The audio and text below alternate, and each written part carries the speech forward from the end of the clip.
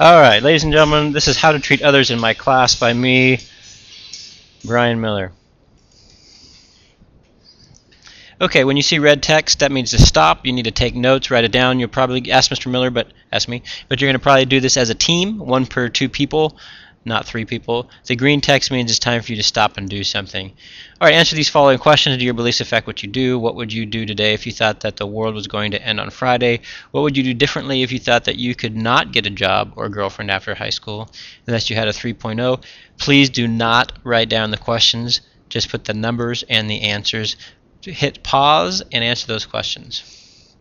Okay, so my goal is to change what you believe. Maybe I don't know what you believe right now, but I may want to change it depending on what it is. If you look back at these questions, I think it's obvious that your beliefs do affect what you do, because when you changed your beliefs, you did something different. What would you do today if you thought the world was going to end on Friday? Well, your belief is that the world is going to end, and you're going to do something different than you would do if you didn't believe the world was going to end. Same thing with number 3. So your beliefs, what you believe, does affect what you do. Okay, so here's some quotes I heard some students say once before. I heard a girl, Marina, she was super upset at this other girl. They were having conflict, and she said, I'm going to say mean things to everyone about her. I'm going to slander her. I'm going to badmouth her because she doesn't deserve my respect until she shows me respect. There's a quote. Here's another kid, Jacob, said, I'm going to be rude and mean to my mom. I'm going to be just as nasty as possible until she decides to show me the respect that I deserve. Those are 2 statements. So here they are again. Here's the statements. But answer these questions. What do these statements reveal about about how the speakers view other people in general? And what is a belief that they hold? And then number 5, what do these statements reveal about how the speakers view themselves? Conflicting beliefs. Those 2 people know that they are valuable no matter what. They have this feeling inside that people need to treat them well. Okay, they feel in their hearts that they automatically deserve respect, even if they're not showing other people respect. They feel like it's built in. Everybody just should do that. But the question here is, it's not really a question, it's rhetorical, but how can they automatically have value and deserve respect when others don't? They think that they automatically get it, but other people have to earn it. Those are conflicting beliefs. It's not really a legitimate way to believe because it doesn't work. Who saw the movie, The Silence of the Lambs? Raise your hand. Just kidding. No, we're not doing this live. But who saw this? And here is a clip from it. Who is this guy's name? Buffalo Bill. It rubs the lotion on its skin. It does this whenever it's told. Mister, my family will pay cash. Whatever ransom you're asking for, they'll pay it. It rubs the lotion on its skin or else it gets the hose again. Yes, you will, precious. You will get the hose. Okay.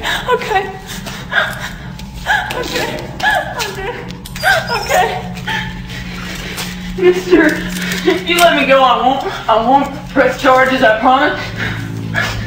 See, my mom is a real important woman. I guess you already know that. Now it places the lotion in the basket. Please. I want to go home, please. It places the lotion in the basket.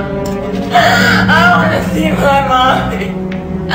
Please, I want to see my...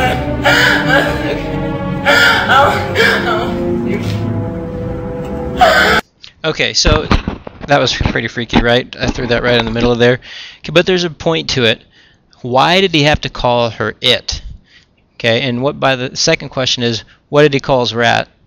And why is that ironic? And you can do a 6.5 in here, is why did he get so mad when the woman was crying and saying, I want to see my mama? You can see he was visibly upset. So what was this all about? And basically what's happening is, write this down, answer it, and pause. Pause this, don't go on until you answer these questions. Did you pause? Okay, so if you didn't figure it out, the reason he had to call her it in this whole thing is he was trying to do bad things to this woman. He was gonna kill her, and he couldn't do it if he was thinking of her as a human being. If he's thinking of her as a person like himself, he couldn't do it. But if he objectified her, turned her into an object, he turned her into an it, then all of a sudden that he could heap all this abuse upon her. He could do all these evil things to her. Okay? And so but in the calling of the name, that goes along with the bad treatment. Okay, so we've seen this throughout history as well. If you look at these things, there was Nazi propaganda, there was posters like this, there was movies. This was a movie made by the Nazis in Germany, and basically what it did is, and they did this all the time, by the way, is they portrayed the Jewish people as animals, and in fact, not just animals, but the lowest. They portrayed them as rats, and so they talked to them as rats. They betrayed, or they displayed them as rats, and then what was the result of that? Well, they made a nation, an entire nation, a whole country was actually able to either treat human beings like rats or worse, or if they might have just turned their eyes away and just let it happen and not stop it. But at any rate, it was very effective, and you can see in two examples of how it was. All right, how do you and I do it? So question number 7, what are dehumanizing names that are the same as it? What are names that we call people that objectify them, turn them less than human? And write those down. And if you want to write bad words, I'm normally never going to let you say them, and I'm not going to let you say them out loud in class, but if you want to write them today, you can, because I think it's actually helpful for what we're doing. So here's what I hope you believe is, well, hold on, let's see. Let's keep going. How would you act if you parked near this car? That is a beautiful car, right? I mean, if you parked next to this, you would be super careful. No, absolutely not. If you parked next to this thing, you'd swing your door open, you'd ding it, you wouldn't care. You would take no precautions with that car. And why is that? What's the reasoning? The reasoning is that we see this car and we place no value upon it, and so we don't care about it. On the other hand, what would happen if you parked next to this car? This is a very rare, you can't even buy these anymore. This is a car that actually went up in value after it was sold, so used ones cost more than new ones. This is a Porsche Carrera GT, possibly one of the finest automobiles ever produced. It has a very high dollar value. How would you treat this car if you parked next to it? If you were me, you would treat it with respect. You probably wouldn't even park next to it. You'd probably park a couple stalls away from it. For me, I wouldn't let my children go near it because my children destroy things. So I would revere this car. I would treat it with respect. And so what I hope you believe is that I hope you don't look at your friends and neighbors and people in the class like this, like something that, who cares, we don't care about it. Because no matter what they look like, they're inside, they're like a Porsche Carrera GT. They're very valuable, they're very precious, and whatever you think, whatever they look like, inside they have this innate value, and that's how we're going to treat people in here. Okay, so humans are innately valuable and precious. What does this mean? Write it down, hit pause, and answer that question. Alright, so if you don't believe me yet, here I'll try to prove it to you again that human beings, people around you, are super valuable. They're all Porsche Carrera GTs.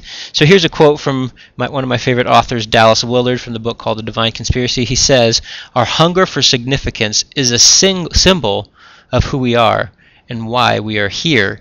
What does that mean? It means that each and every one of us has a drive, has a need to be significant. Okay?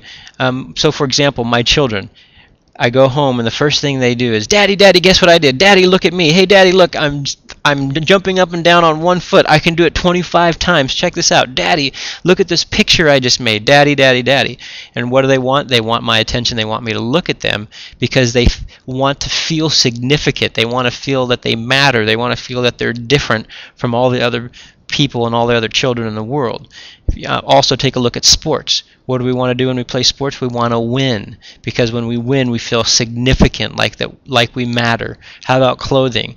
We all spend billions of dollars in this, not all of us, but in this country altogether we spend billions of dollars on new clothing, right? Because why? We want to feel different. We want to feel significant, right? What happens if two girls go to the prom with the same dress? Well, they sit there and they give each other evil eye, because why?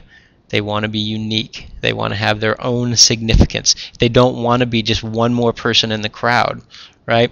So, oh, I forgot to make this red. What are examples that you have experienced of people demanding to be or attempting to be significant? Okay, and answer that question. Even though I didn't number it or put it in red, squeeze it in there. And not pause and answer that question. Alright, so now that you paused and answered that question, check this out. So let's go back to this quote. Our hunger for significance is a signal of who we are and why we are here. What does that mean? We desire to have significance. We desire to be different because we're innately valuable. It's a signal of who we are. We are valuable. We are important as individuals. Alright, so why do children do different things? Well, read this thing. Read this and we're going to talk about this. Or do you want me to read it to you? Children who arrive at the magic age of 14 seem to depart from their compliant, predictable patterns to become angry, defiant, strangers participating in risky, often self-destructive behaviors. By the way, this is not all 14-year-olds, but we've seen this in some people. You've seen it with your friends. Developmentally, it is at about this age that teenagers experience a more intense drive for autonomy. It becomes critical not to be an extension of their parents, but a separate individual. You can't control my life! Leave me alone! Becomes their battle cry. But then the question arises, who will? Who will control their lives? If the sense of self or personal identity is not adequately developed within the adolescent by this time, the attempt to forge an identity separate from their parents can result in extreme, disruptive, and out-of-control behavior. So what they're saying is, when you turn 14, you want to become your own person, but if you don't have the tools to do that, if you don't have the confidence to do it, if you don't feel good about who you are, then that normal and that natural need to become unique and significant kind of gets out of control. So, when adolescents are unclear about their personal identity, they experience an empty, confusing, uncomfortable feeling. In an effort to mask or escape this feeling, they may engage in substance abuse or other dramatic behaviors. Empty kids sometimes gravitate towards displaying an outrageous identity to the outside world, often in terms of tattoos, crazy clothing, or hair that will cause others to look again. These things are a way of saying, see me, I exist, I'm different from you, I matter. So, what do I want you to take from this? Well, first of all, if you see other people doing these crazy things, have some compassion for them, because it means that for whatever reason they're unclear about their personal identity. It's not so much their fault. Okay, they have this emptiness that they're trying to fill. If you see yourself doing this, feeling the need to do crazy things, to have a sense of identity, well, what you might need to do is become clear about your personal identity. Basically, your worth. You're worth a ton. You don't need to do those crazy things to matter. You automatically matter. Anyway, there's the applications. All right, so one more example. It's pretty funny. A couple years ago, there was these three boys. They were kind of kooky. They were pretty funny. But I overheard them talking. There's a girl that sat across the class, and one of them was like, "Man, that girl across the class, she's super cute. I think I might ask her out on a date." And the other guy's, "Well, yeah, she's super cute. She's really nice, but look how she dresses. She has a black shirt on. I think she's an emo. I don't think you should go out with her. I wouldn't go out with her." And it was just super funny that all three of these guys thought this girl was super cute. And by the way, she was a really nice girl, very friendly, very nice. She was smart. But at any rate, they wouldn't have anything to do with her because they had labeled her an emo because she was wearing a black shirt.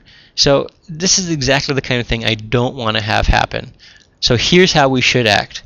In my classroom, and hopefully in your lives, and hold me accountable to this as well, because I make mistakes as well.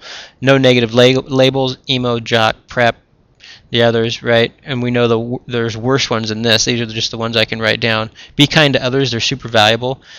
Be friendly and get to know people. They're super valuable. Be respectful to me.